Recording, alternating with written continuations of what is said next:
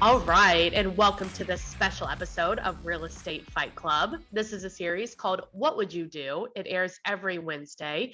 And here with me today is Rachael Real. Hi, Rachel.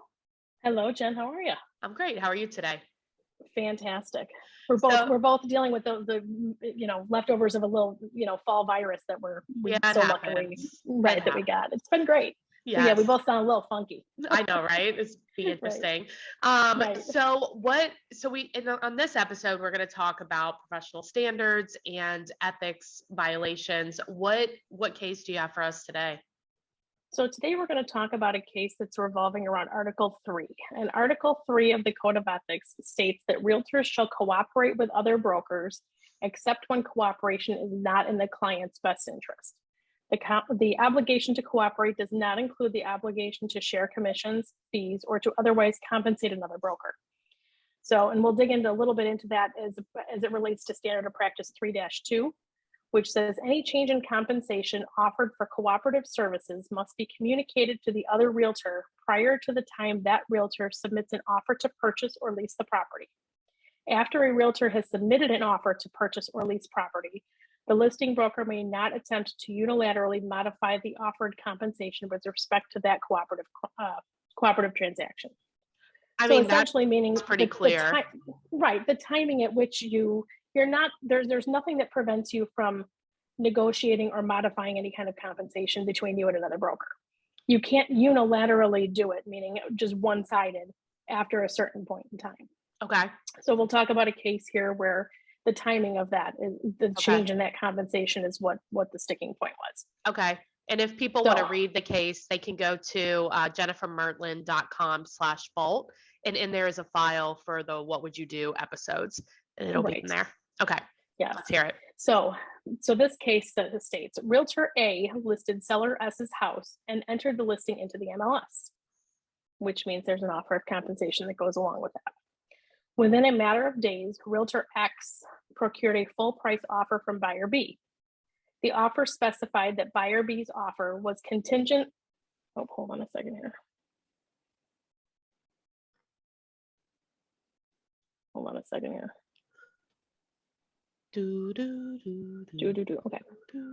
That was the wrong case popped up on my screen here. So scratch that. So start over. I'm reading it going, but that's not right. Okay. So this is the case we're going to talk about. Realtor A listed seller X's home and entered the listing into the MLS. Okay. The relevant MLS data field indicated the compensation Realtor A was offering to the other participants if they were successful in finding a buyer for seller X's home. So you put the property in the MLS. As part of that listing, you put in there what your cooperative compensation is. Right. Piece of cake. During the next few weeks, Realtor A authorized several participants of the MLS, including Realtor C, to show seller X's home to potential buyers. Although several showings were made, no offers to purchase were forthcoming. Realtor A and seller X, in discussing possible means of making the property more saleable, agreed to reduce the listed price. Okay. Very common. Realtor A also agreed to lower his commission. Realtor A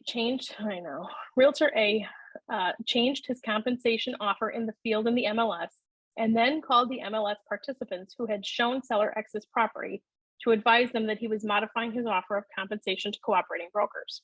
Okay, that sounds right. That's fantastic, right? Proactive, wonderful. And none of the realtors answered their phone. No, I'm just kidding. He had to leave a message. That's why we love the email blast. At least you can get it all out there. You know you've done it and you can track it. I always like putting it in writing so you can track it. You can show that you've done it. Upon receiving that call, Realtor C responded that he was working with prospect Z, who appeared to be very interested in purchasing the property and who would probably make an offer to purchase in the next day or two. Realtor C indicated that he would expect to receive the compensation that had been published originally in the MLS and not the reduced amount now being offered to him, since he had already shown the property to prospect Z and expected an offer to purchase would be made shortly. Okay. Realtor A responded that since prospect Z had not signed an offer to purchase and no offer had been submitted, the modified offer of compensation would be applicable. The following day, Realtor C wrote an offer to purchase for prospect Z. The offer was submitted to the seller by Realtor A and was accepted. At the closing, Realtor A gave Realtor C a check for services in the amount reflecting the modified offer communicated by Realtor C by phone. Realtor C refused to accept the check, indicating that he felt Realtor A's actions were in violation of the Code of Ethics. Realtor C filed a complaint with the association's grievance committee, alleging violation of Articles 2 and 3 on the part of Realtor A, citing Standard of Practice 3-2 in support of the charge.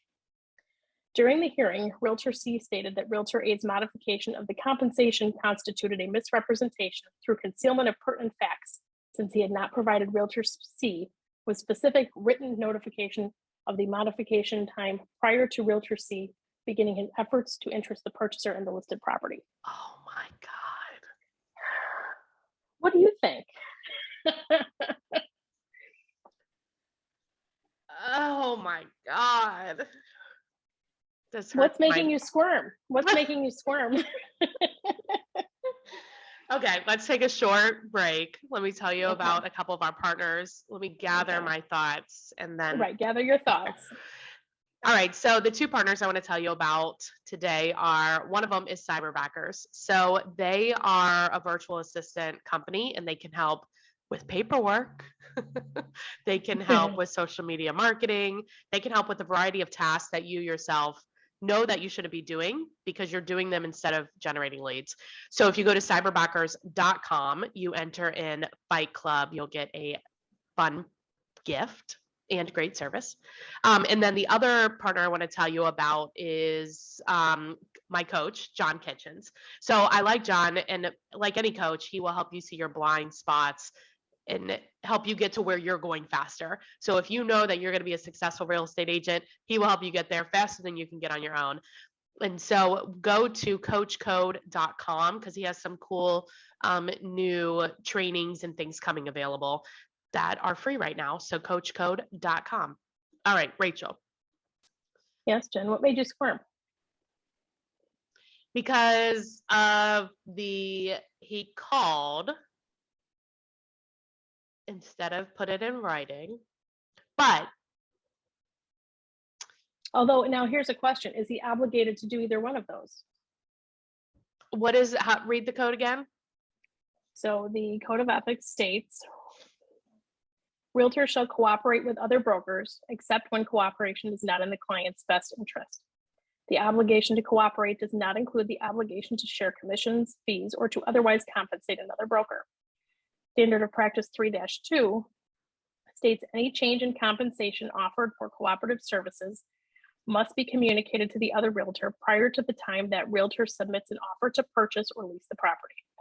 After a realtor has submitted an offer to purchase or lease the property, the listing broker may not attempt to unilaterally modify that offer of compensation with respect to that transaction. It seems like that person was notified and they accepted the notification because they asked a clarifying question. When the other agent asked, hey, I think that I should be compensated the original amount, he now has told everybody that he received the notice that it was changing. Now, is that provable is the question. Right, he did not put it in writing. That he did not get it, or that he just did not get it in writing? Well, his complaint is, hey, that I showed this property, say, on Monday.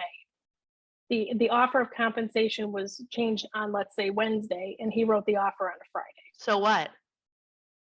So he's saying that I showed that property on Monday and the cooperative compensation was X on Monday. Right. On Wednesday, it changed to Y, and now I'm going to write an offer on Friday. Yeah, but the standard says that it just has to put you on notice prior to the offer being written. Now, if right, and my argument would be that putting you on notice means putting it in the MLS. I mean, so if I show a property today and I write an offer today, part of my offer package is a MLS sheet with the cooperative compensation circled as well as the date. Right. So that it is firm and clear from the very beginning what the offer of compensation is on the date that I am writing this offer. Right. Anything before that it doesn't matter. It doesn't matter. Yeah. Because so you can't, even as an agent, I can't go in and pull a history of a property to show what that co-op compensation was before, right, unless for some reason I have a printout of that. Right. I just don't. Yeah. I think that although it sucks, I think that the listing agent seemed that he did not violate the code. Okay.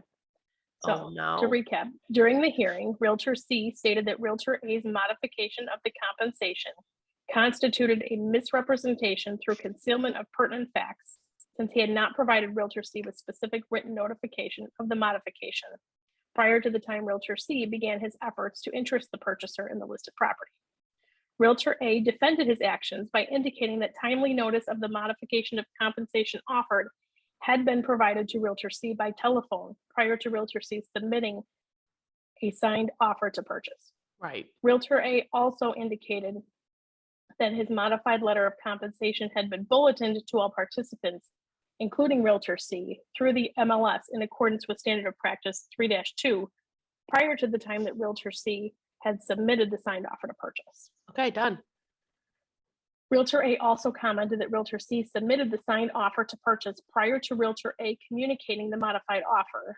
Then Realtor C would have willingly paid the amount originally offered. Right. Based on the evidence presented to it, the hearing panel concluded that Realtor A had acted in accordance with the obligations expressed in Standard of Practice 3-2, based on changing the offer of cooperative compensation in the MLS alone, even without the courtesy phone calls, and consequently was not in violation of Articles 2 or 3. No.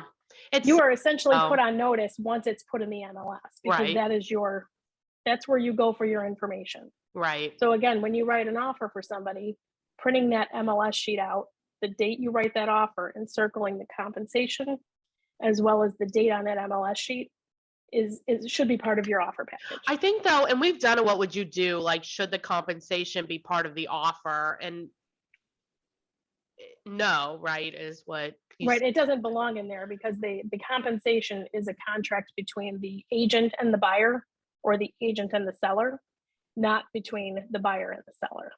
So it doesn't belong in that contract. Because that compensation is a contract between you and your client. Right. And you're not a party to the contract between the two parties to That's purchase true. that property. That makes sense. It just feels like Right. though it's part of the overall consideration of the offer, but then I guess And I would argue that kind it of is. Right, it is. It is. And if you as a buyer's agent, or if you as a buyer have to pay your buyer's agent, a portion or all of their compensation, using that portion of the contract that asks for closing cost credits is where you would do that. Because then you have your contract between yourself as the buyer's agent and your buyer that says this is what I'm owed, and the way the buyer is going to get that is through that request for right. If they don't want to pay it out of pocket, if they want to wrap it into their loan, or if they right, if they want the seller to effectively give them the money to do that. Right. That makes sense. So, and again, the phone call that this agent made was a courtesy phone call. He had no You know what, obligation to Rachel, pick up the though, phone. you know what really happened? He showed that property on Monday. He was supposed to write it up on Monday. He didn't write it up until Wednesday. And in between then, the compensation changed and he got pissed. That's what really happened. It's entirely possible. Look, don't be mad at me because you're dumb. Well, and you never know. I mean, it's a lesson too. You just never know whether or not a compensation is going to change. Just because it is X today doesn't mean it's going to be X until for the entire duration of the listing. That's not right. Exactly. Anything can change. That was a good one. Well, Rachel, if people have a referral for you in Chicago, what is the best way to get a hold of you? Best way to reach me is by cell phone at 630-542-8688, via email at rreal@dealwithreal.com, or on Facebook. Awesome. Thanks, Rachel. You are welcome. Have a good one, Jen. See ya.